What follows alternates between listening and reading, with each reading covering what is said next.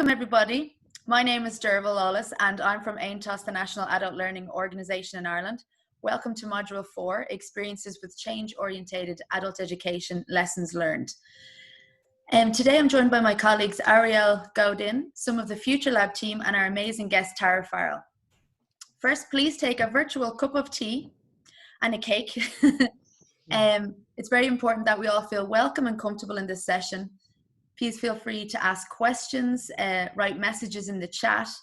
And this is an adult learning session, so we hope that you will find it fun. We value your presence, and as Bell Hook says, your contributions will be used as a resource within the learning. For those of you new to the project or the course, the FuturelabAE project addresses two main issues: the situation of democracy in Europe, where an increasing number of citizens who discontent with the political establishment have started leaning towards xenophobic and populist parties or choose not to vote at all, and the alarmingly high number of people in Europe with lower levels, especially in digital skills, leaving parts of the population unable to benefit from the digital transformation. Adult education has a role to play in supporting societies and individuals and to cope with these two issues. And we are now witnessing and hopefully taking part in one of the biggest civil rights movements in the world, Black Lives Matter.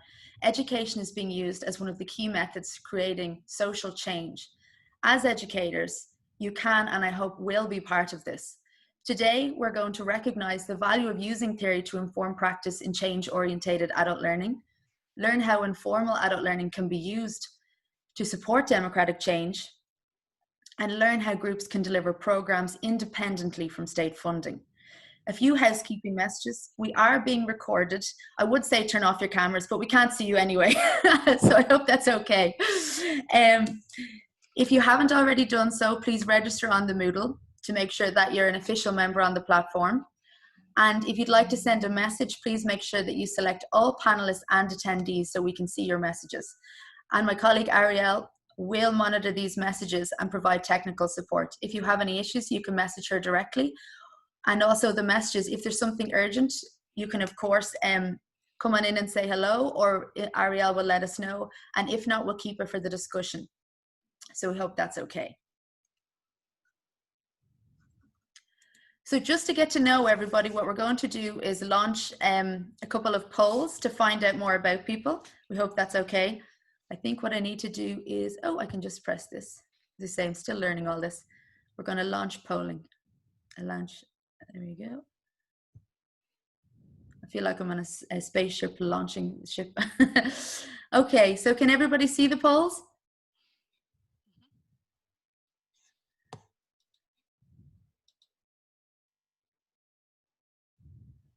So we'll just try and be quick answering those if that's okay.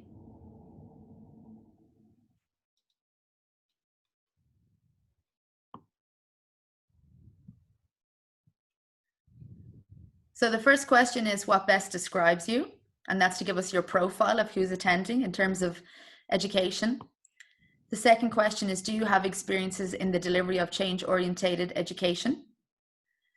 The third question is, which of the following best describes your understanding of the Irish model of community education? And that will help inform Tara when she's giving her presentation. And then most importantly, please tell us which villain is the best from the list below. Now, my preference there would probably be Maleficent, probably because she's so stylish while she's absolutely wicked. And she's a good heart, they always do, deep down underneath. But anyway, so there we go. We're just going to end the polling now in another couple of seconds. So if you haven't got through, you can see we've 44% of people voted. So actually, maybe I'll just give it another minute.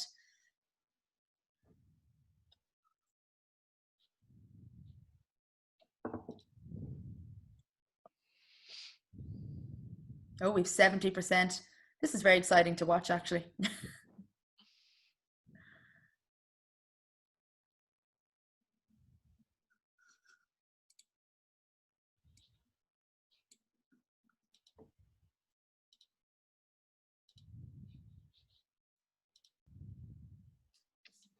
Brilliant. Okay, I'm going to end polling.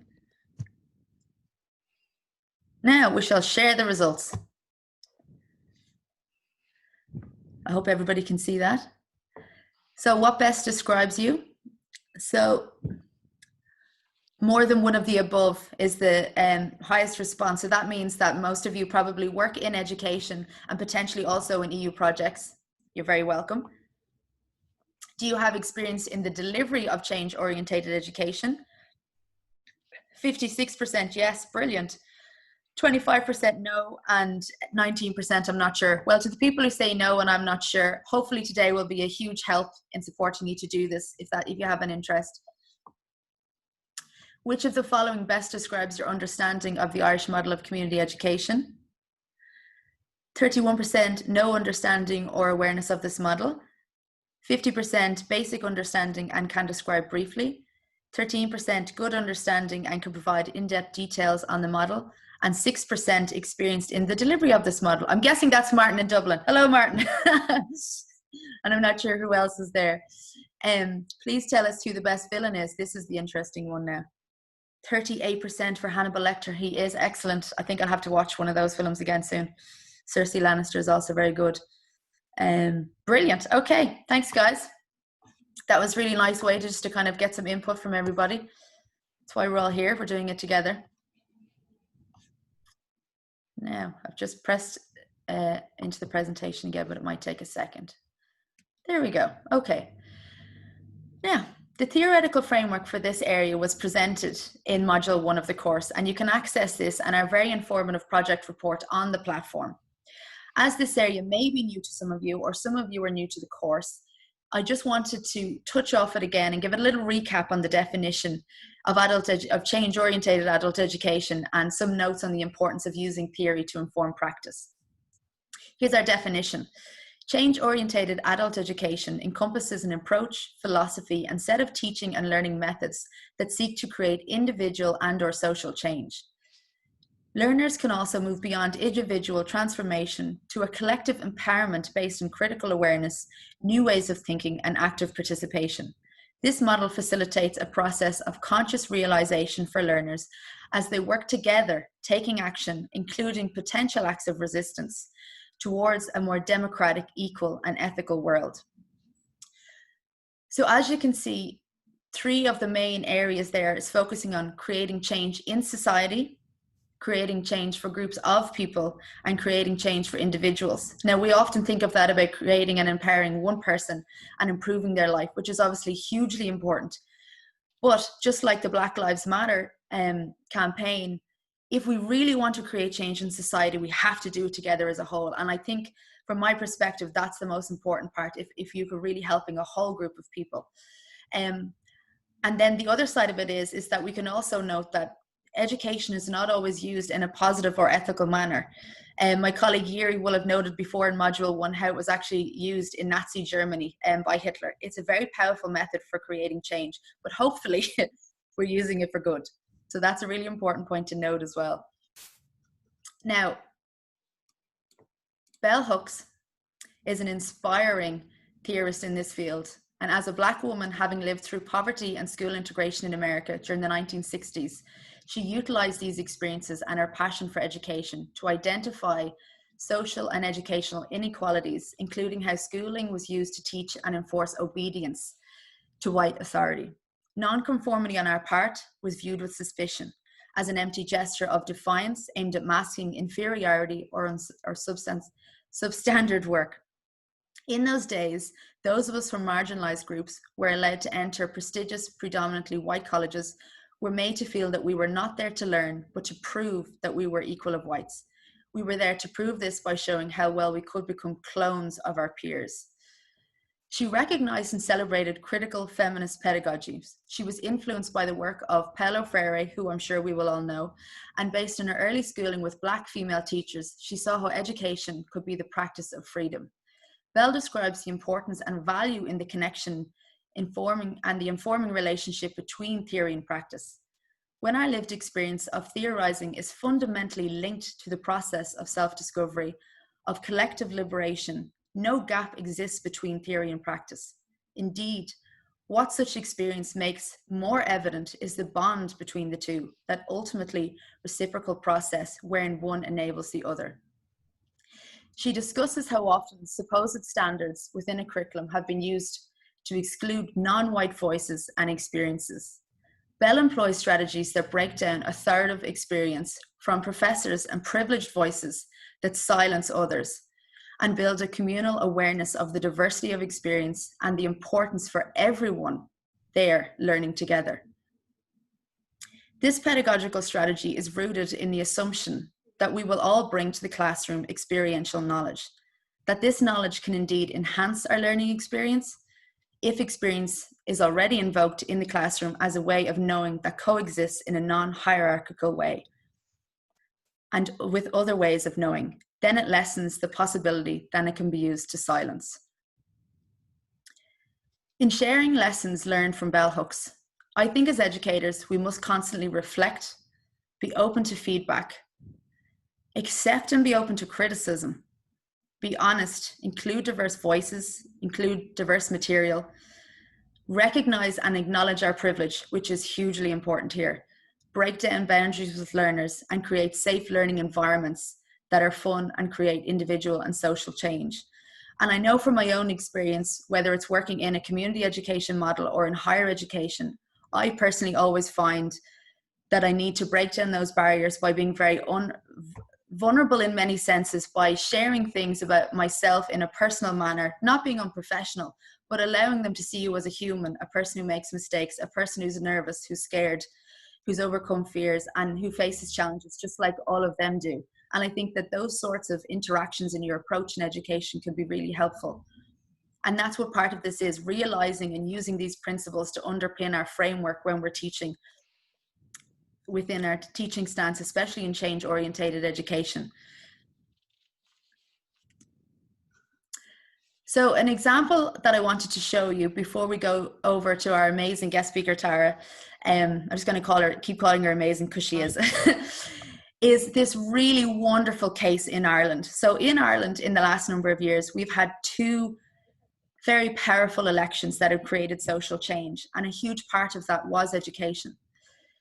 So this case study of Yes Equality is an example of education being used to help create social change outside of the traditional classroom settings. Yes Equality played the leading role in shaping the narrative that mobilized support and created the campaign which delivered the historic 62% yes vote in the Irish marriage equality referendum on May 22nd, 2015. Ireland became the first country in the world to introduce marriage equality by popular vote. Utilizing a multi-channel approach, people across the country learned through education how to become activists, how to campaign, the importance of equality, and how to create that social change. This was done through workshops, tutorials, informal learning opportunities for campaigners, for everybody. Huge communities came together. Campaigners shared personal stories, and it gave those without any understanding or maybe connection to the issue the opportunity to break down their barriers, to understand and empathize. And videos were used with genuine, real information that gave fair and honest accounts of the situations experienced by people and why they wanted this change. It was trustworthy information. And, you know, as we've covered in this course, that's a really important part. And it also went through the history of marriage equality and the laws impacting on gay people in Ireland beforehand and the legal implications. So the image here on the right hand side that you're probably wondering, who's that crazy lady in the cardigan? Well, that's actor Brendan O'Carroll. I don't know if you know them. They're a famous Irish comedian. And this is in his character, a Dublin-based woman, Mrs. Brown. And it's through comedy that this video was used as part of the campaign to target older people and those who perhaps maybe felt neutral on the issue, or perhaps just didn't really understand why it was so important to create this legal change. Her perspective on being the mother of a gay son. And I really recommend watching it online. I can share the link with you. It's quite powerful. Informal and learning and non-formal education were key parts of this campaign, and they actually were hugely effective then in creating this social change and legal change, which now protects gay people and the whole LGBT community. So parts of this included the tone of language that was used and suitable words. Now, as we know, education places huge emphasis on language and giving people a voice through language. There was the Call Your Granny campaign. That was really powerful because young people were asked to take the time to call their elder relatives and sit down and talk about their views and their perspectives and the world that they wanted to live in, really highlighting how they could help them to use their vote to create the change for the future generations of Irish people. There was a Guinness World Record attempt, which was the biggest human love heart. And as you can see, all the connection here is color, it's positive imagery, it's love, it's happiness. It was a really positive campaign, and that goes back to the tone. So even here on the Guinness World Record attempt, it was a love heart. Social media and communications campaigns were used. Personal stories, as I mentioned, they were really powerful. And as I said, online videos. So I just hope that you can appreciate how democratic change can be influenced and supported through education, whether that's in a formalized setting in a classroom or learning environment, or whether it's through campaigns and non-formal education or informal learning. There's so many different layers to this that are really amazing. So now, if you're ready, Tara, we're going to go on to our guest speaker, Tara, and Tara is going to be able to talk to us about an independent community education organisation in Ireland, and also about the She Project. I'm sure she'll tell you more herself. So thank you, Tara. Great. Thank you very much, Dearbháil. I hope everyone can hear me, and greetings from a very sunny Ireland, as you can see, which isn't normally the case. I've had to close the curtains and it hasn't really worked. But anyway, hopefully you'll be able to see and hear me. As Dearbháil mentioned at the start, if there are any questions maybe about the content of the presentation, we can look at the discussion for that. But if there are any technical questions as I'm going through, maybe some acronyms that I'm using that you're not sure about, or if I start to talk too quickly, because I have a tendency to do that, just put a little comment in the chat, and I will explain as we go through. So I'll just I might share my screen actually, Dearbháil, just because then I won't be annoying you to move on. So I'll just share this and go into presenter mode, and there we are. Okay, so thank you, Dearbháil, for the great introduction, and hope I can live up to it. So as Dearbháil said, my name's Tara Farrell. I'm the Deputy CEO of an organisation in Ireland. It's pretty much in the centre of Ireland, called Longford Women's Link. And you can see our two Twitter handles there if anybody wants to tweet or to find out more about us. So this is who we are. And we have a vision, and our vision is, as you can see, that Longford women fulfil their potential in a safe and equal society. And that's pretty much it in a nutshell. We are a social enterprise, and I'm sure everybody knows what a social enterprise is, but just to recap, we are a business and we generate income, but all of that income is reinvested back into the organisation. So we have obviously our own objectives around, you know, improving societal well-being and, you know, having better outcomes for our community. So we have approximately 110 staff working in various different services. And from the training and education perspective, we have about 400 learners every year. We are a QQI, and that's the National Accreditation System in Ireland, as some of you will know. So we are a QQI accredited centre, and we deliver courses from level 3 up to level 6. So just, I suppose, upper secondary, or maybe entry level into third level, in comparison with the European framework. We also have a lot of non-formal programs as well, and we deliver third level outreach, which is really important for us because there is no third level institution in our county, nor in 2 of the other neighbouring counties. So it's very important that learners in the Midlands and Northwest have access to a third level institution. So we deliver outreach on behalf of the Institute of Technology in Carlow at the moment, and we have done it in the past for Maynooth University and for UCD. We don't receive any core funding, and that's as an entire organisation, but also from a training and education perspective, we don't get any funding from the Department of Education and Skills. So our funding model for education is primarily from the Department of Social Protection, Social Welfare, who funds a community employment scheme. And we have about 60 or 70 participants on that. And the rest of it then is back to the social enterprise model, so the income generation bit. So we obviously rent out our rooms. We have a purpose-built community education centre in Longford. We have some course fees for some of the private courses that we run. And then there are other aspects of the organisation like childcare fees and counselling fees that all go towards that income generation model. So you can see here on the right hand side, this is what we call, it's our ISD, our Integrated Service Delivery Model. And you can see in the middle that the community is at the heart of that. And we have three strategic priorities. So we have economic and social choice and opportunity. And that's really where the training and education department sits. So it's looking at giving women the opportunity, the access to achieve economic independence for themselves and their families. And within that category, again, we have our employment and work experience programs. We have a female entrepreneurship program at the moment, and our many peer support groups. Then if you look at the leadership, networking and influence, we do a lot of advocacy work. We have our Women in Local Democracy project, and I'll be talking a little bit about that later. And we're represented on a lot of different organisations across the county, across the region and across the country. So, for example, I'm the chairperson of AONTAS, the National Adult Learning Organisation. Our own CEO in Longford was just elected as the chair of the National Women's Council, and I'm also on the board of Irish Rural Link. And then we have representation throughout the community as well. And then the strategic priority at the bottom is the crisis and practical support. And that's one, I suppose, one that has been really, there's been a huge amount of work over the last 3 to 4 months in relation to COVID-19 as a result. So we have a domestic violence service and a counselling service, and then our childcare services come in here. And obviously those three strategic priorities are underpinned by governance, so that we have a strong and stable and diverse organisation. So that's just to give you an overview. And I suppose looking at the result of the polls at the start, the high percentage of people that have different roles in this sector. So even for myself, I work in Longford Women's Link. I'm also on the board of another women's organisation, and I teach inequality and human rights with St Angela's College in Sligo, which is under the National University of Ireland in Galway.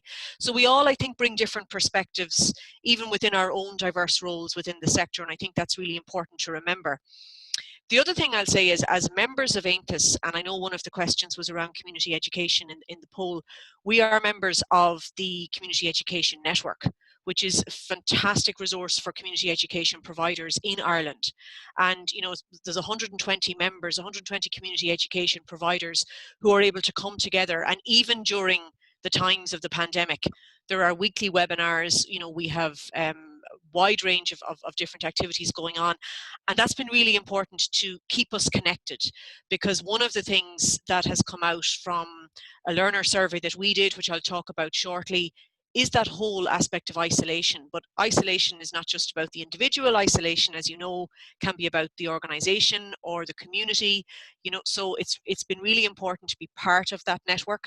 And I know, because it was mentioned at the start around the community education model in Ireland, and I can talk about that later in the discussion if anybody wants. So I want to talk a little bit about the impact of the pandemic and how we've started to look more towards the digital provision. And I wanted to focus, because we are a women's centre, on the impact on women and children, particularly in rural areas. So the first thing is obviously the rural isolation, and that was really, really obvious and evident from the very, very start. So we had a pretty much shut down from March the 12th. So in Longford Women's Link, as with many other organisations across Ireland and obviously across Europe, our services ceased, apart from the domestic violence service, and I'll talk about that in a minute. So learners no longer had access to the centre, parents could no longer drop their children into creche, there was no childcare, and I know that has been replicated right across the country and across the continent. So that was the first challenge for us. How do we try and stay connected to the people that need our service? One of the things, and I've just put it in brackets there, is an initiative that was developed by two national organisations, Irish Rural Link and The Wheel, called the Community Champion. And community champions were established in each county in Ireland. And the purpose of that was to link in with all of the different services right across each county to ensure that nobody was left behind and that nobody was left isolated. So in Longford Women's Link, one of our staff members, Karen Riley, was appointed the community champion for Longford.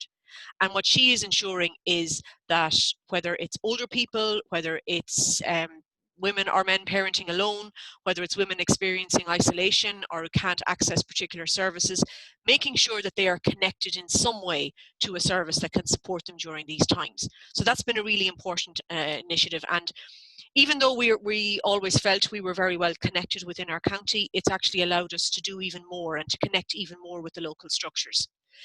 So the second thing then was the access to the critical services. Obviously, childcare and transport are critical for women and children in rural areas. And for women that were coming into our service, you know, we had the challenge of how do we support them now to access our service. A lot of taxis aren't running. There's very little public transport in our area anyway.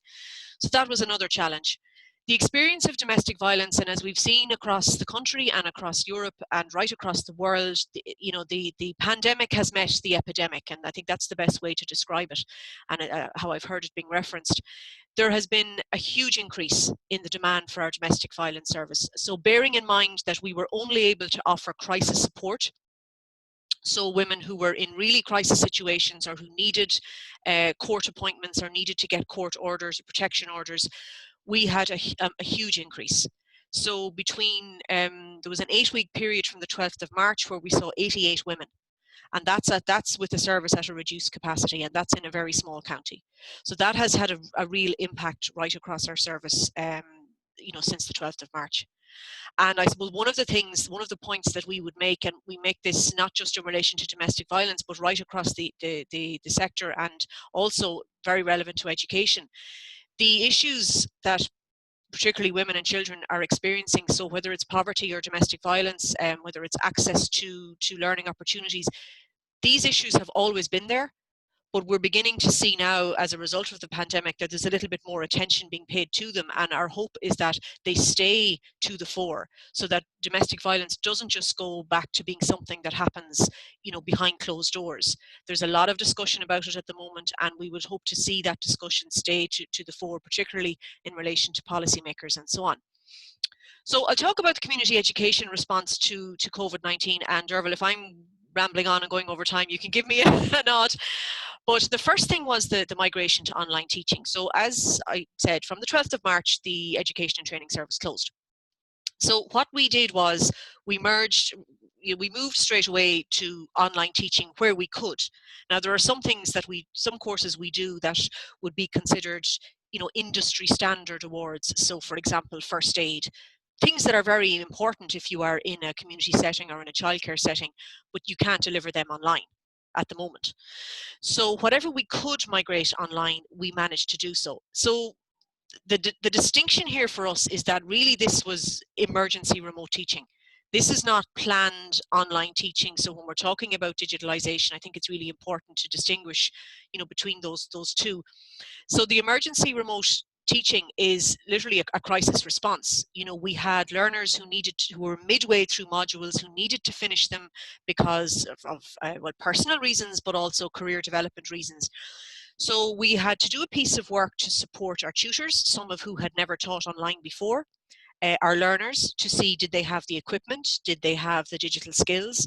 Most of them were using Zoom on a personal basis anyway, to connect in with family and friends, both abroad and in Ireland. So for many of them, using Zoom was not an issue. But there was a lot of work that had to be done to get to the stage where we could migrate some of the courses online.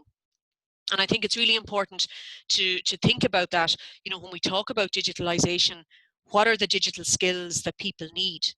Now, for us, we did a learner survey, and most people said that they were able to manage in terms of getting onto Zoom and learning online, but they needed support maybe from teenagers and children in their houses, or some of the issues were that they were sharing laptops and sharing equipment. So if there were 2 or 3 people in a house and you had children trying to do homeschooling, you may have had 2 or 3 devices trying to share them around. So there were a lot of different issues for people.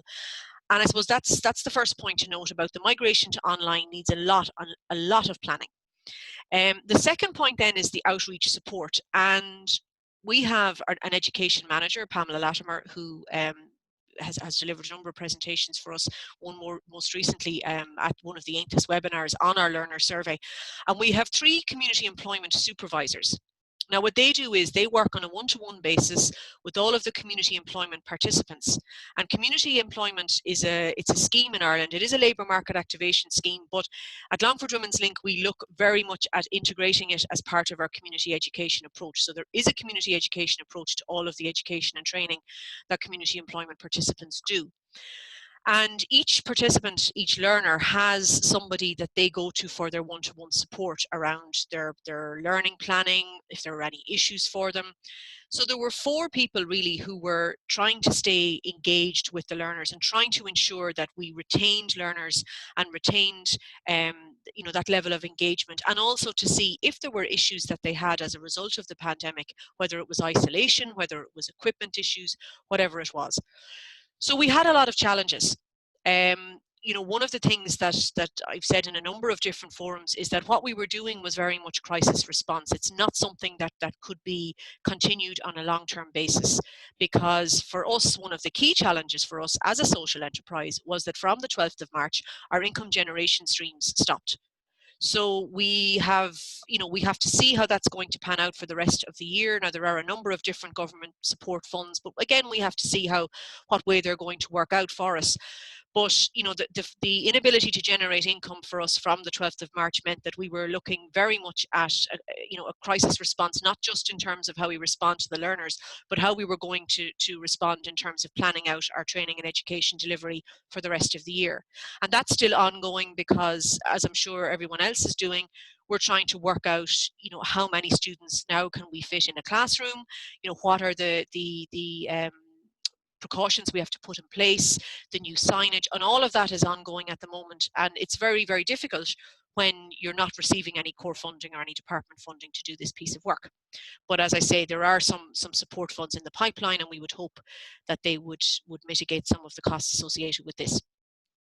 Then I move on to the opportunities, because there have been some positives that have come out of this, one of them being the SHE project, which I'll talk about in a minute.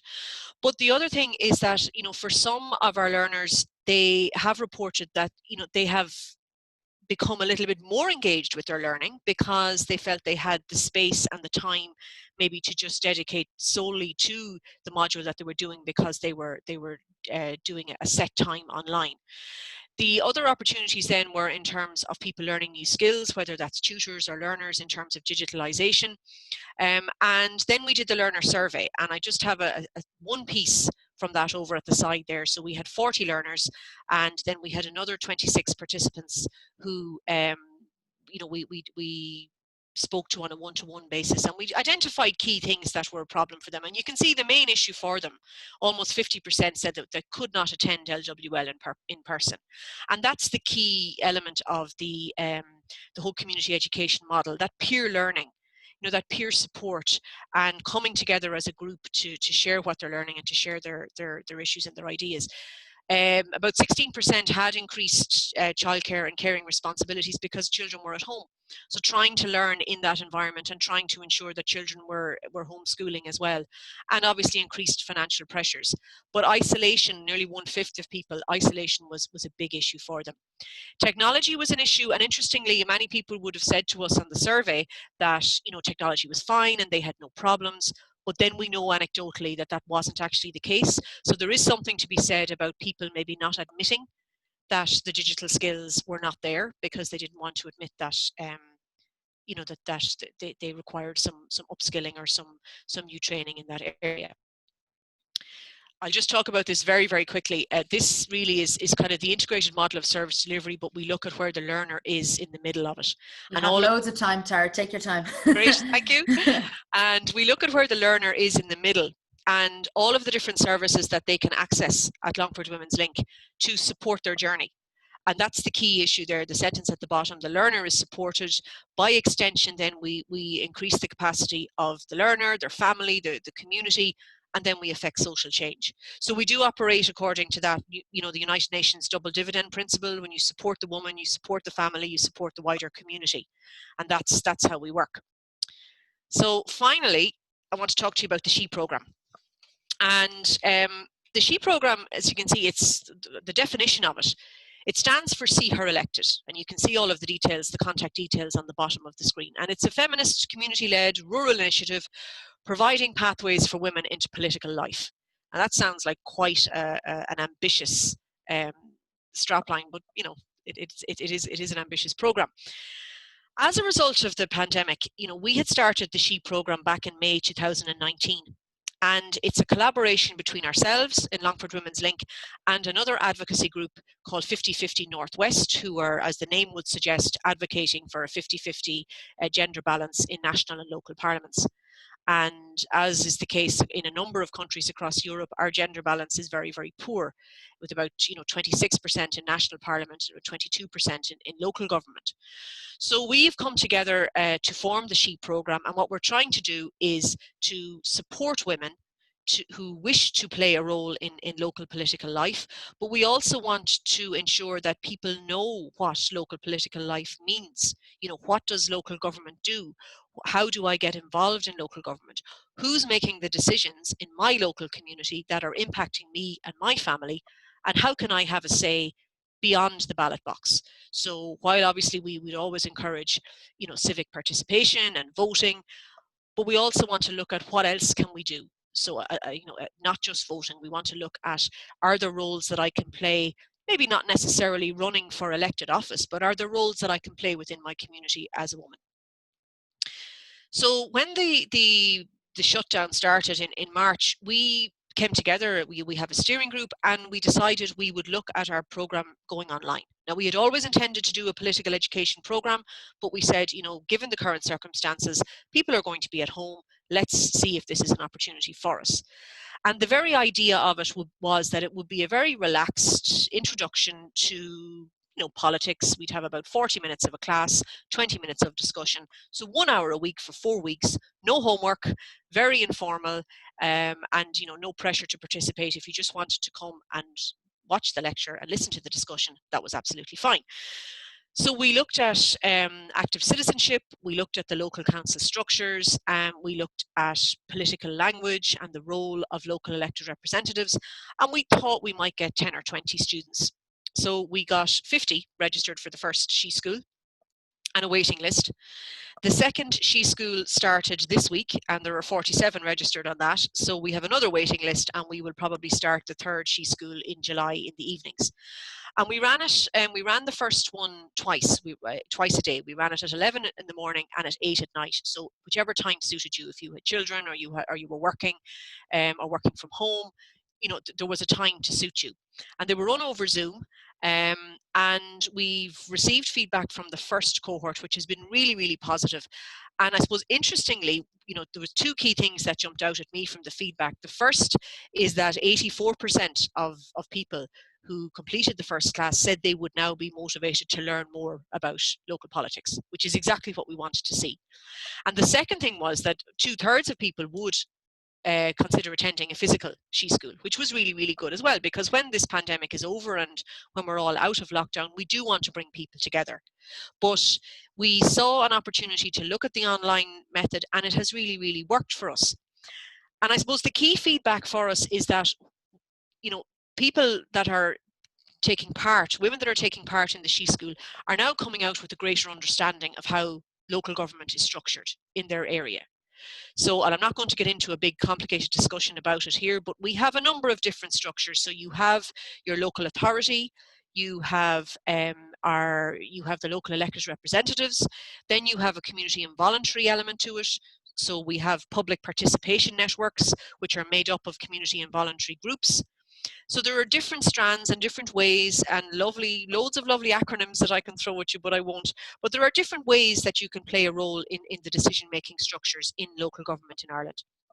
And I suppose what the SHE school represents for us is it's an example of seeing what the issue was, so lack of gender balance and a lack of understanding of how local government works, and then looking at how we could change that, but also looking at the tools that were at our disposal considering the pandemic. So this is where the move to online learning has worked out really, really well for us. It's something that we will, continue on with for the coming months. But obviously, as we come out of lockdown, as I said, we will go back into physical rooms as well. So, I mean, that's kind of the overview of what we do. And I wanted to use the SHE programme as an example of, first of all, as an example of opportunity out of crisis. But secondly, as an example of how you can, use the digital world to try and engage in that social change, and to try and engage, in our case, to engage women to become more involved in the structures where they are underrepresented at the moment, and to, knowledge being power, to inform themselves as to what the structures are and to become more informed. Because for us, until you have the knowledge and until you can see where you might play a part in the system, you can't really change the system. So I think that's probably a good note to end it on. And obviously, if there's any questions in the discussion, I'll absolutely be delighted to answer them. And then our contact details are here if you want to get in touch with me about anything. Thank you so much, Tara. That was excellent. Really interesting. We already have loads of questions coming in, so that's a great sign. I pass you over to Ariel if you want to read out some of the questions that have popped up in the chat. Yes, maybe to make a direct link with the previous presentation. One of us asked which percentage of learners in SHE program could be considered as disadvantaged. That's actually a really good question, Sarah, and I just saw it coming in there.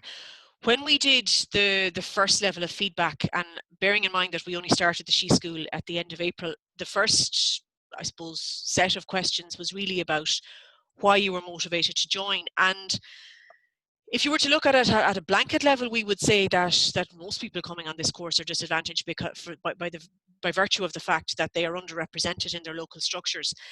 So we haven't yet looked at how we might, and we're always wary of trying to categorize women in particular courses like this.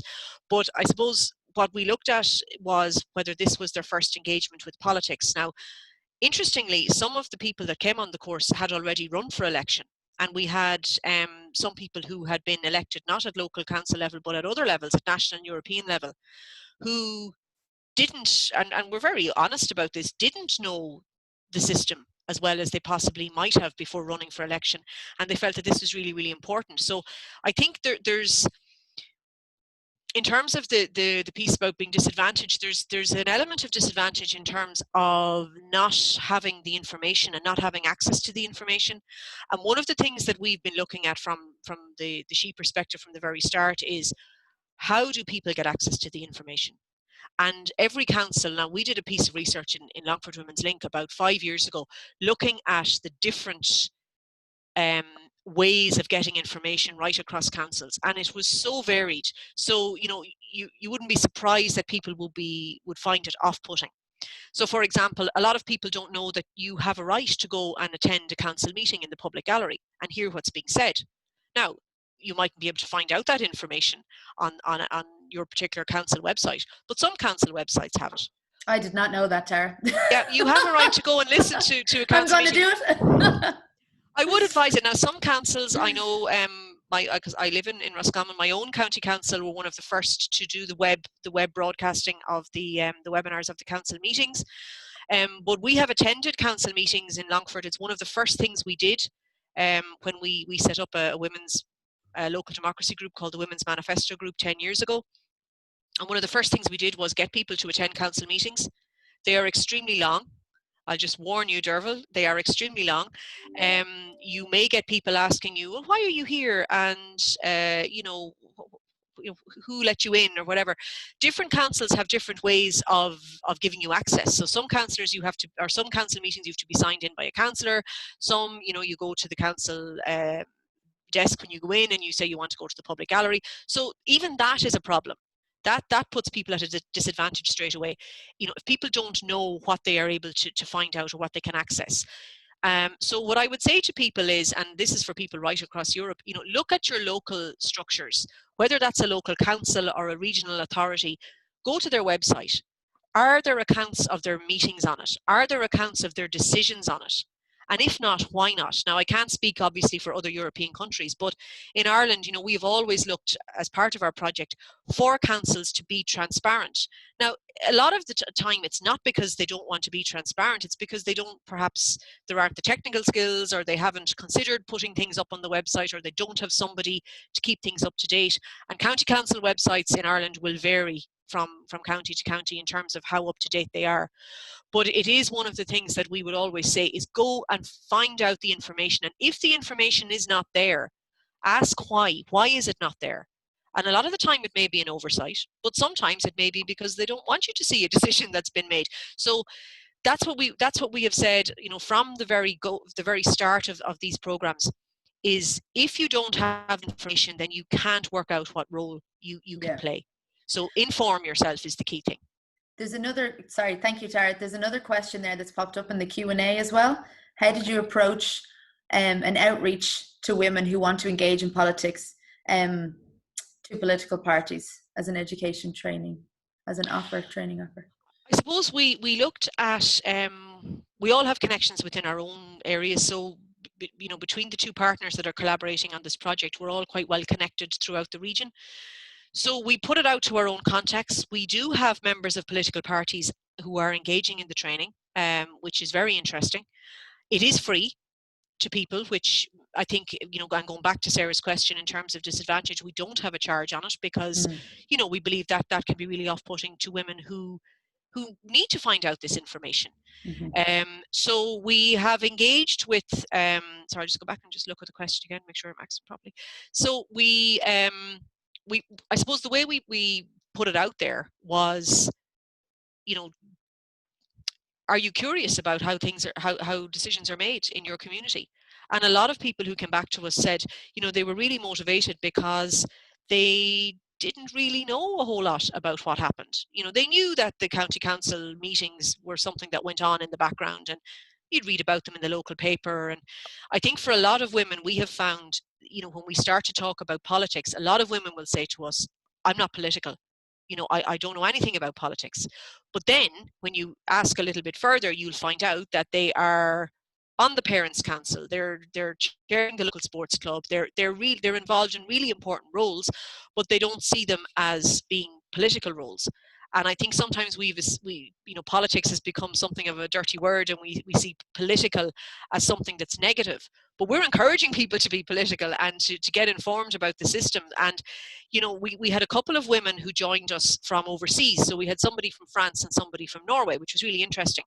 And, you know, they're considering coming back to Ireland in the future, and they wanted to find out, you know, how does everything work and what way are the systems going to be when I come back. And I think for others then, in terms of joining the She School, it was, I think that the no assignments and the no homework and the informal atmosphere has really, really helped. And for some then, yeah, they were considering running for election in the future, and that was something that was really important to them. So there's been such, I hope that's answered the question, but there's such a wide range. And I do see a funding question. I know I mentioned at the start that our education and training service, we don't receive any core funding or Department of Education funding. This programme is funded through the Department of Housing and Local Government.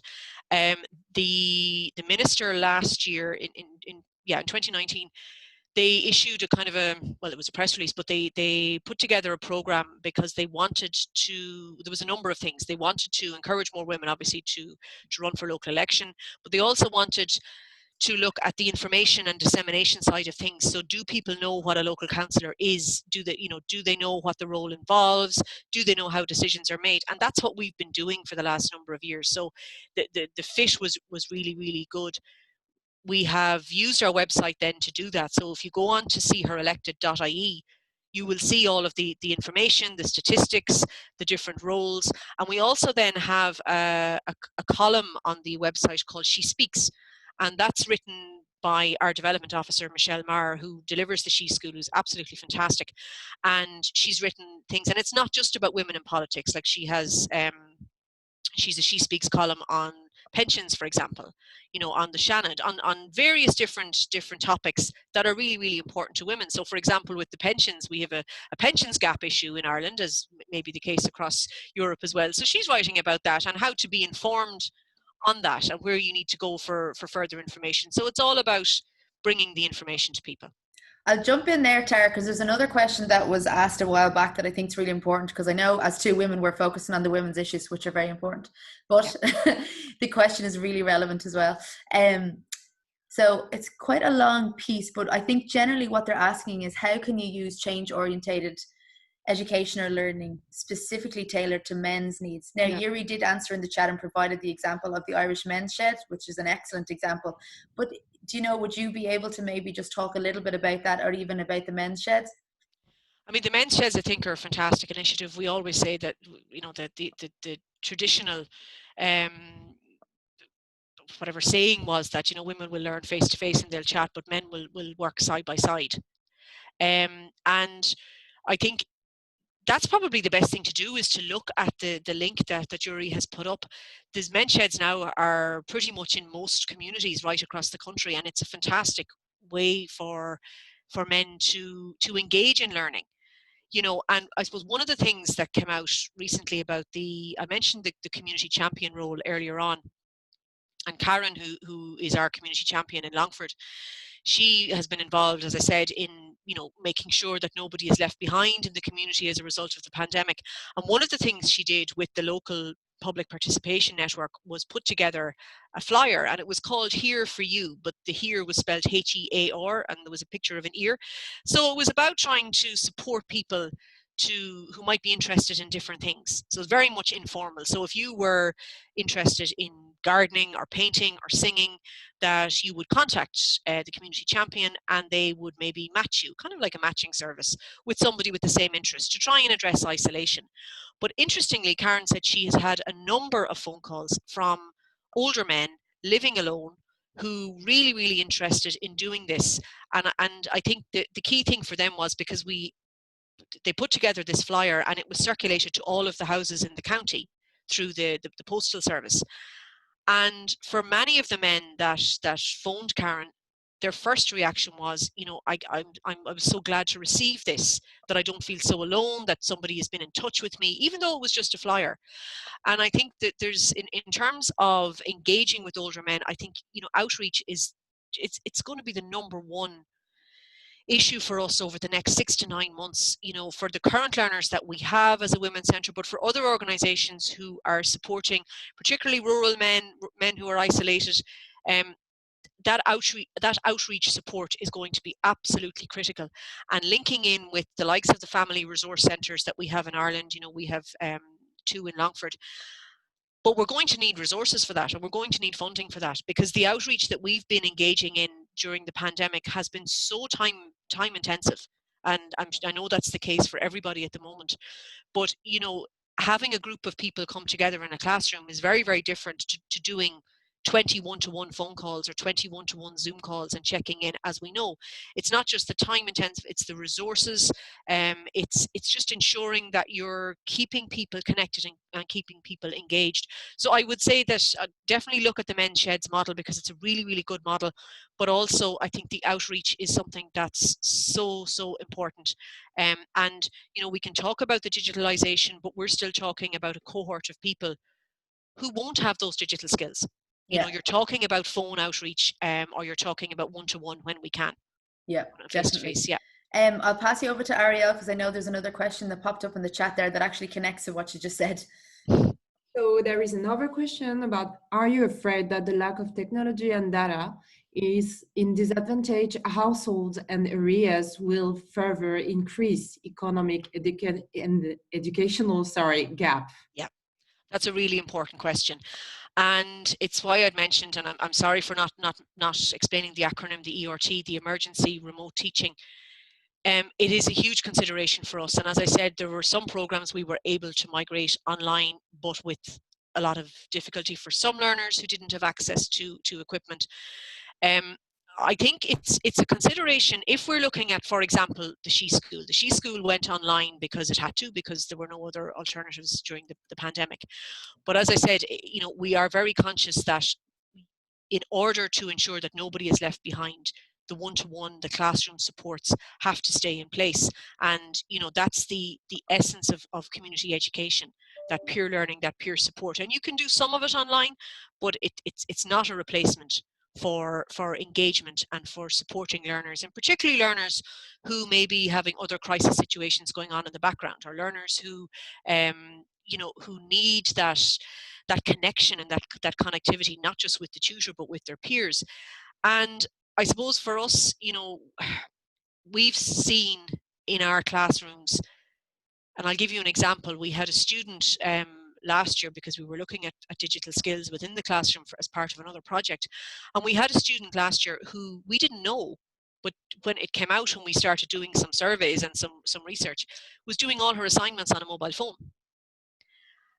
You know, we had another student who didn't realize that the enter button allowed you to move on to the next line and was using the space bar. Now, this might sound a bit like Donald Rumsfeld, but there are things that people don't know that they don't know, you know, and I think that's really, really important. So I think it's up to us as, you know, people who are either educators or, you know, overseeing community education centres or whatever education centre. We need to find ways to find out what our students don't know.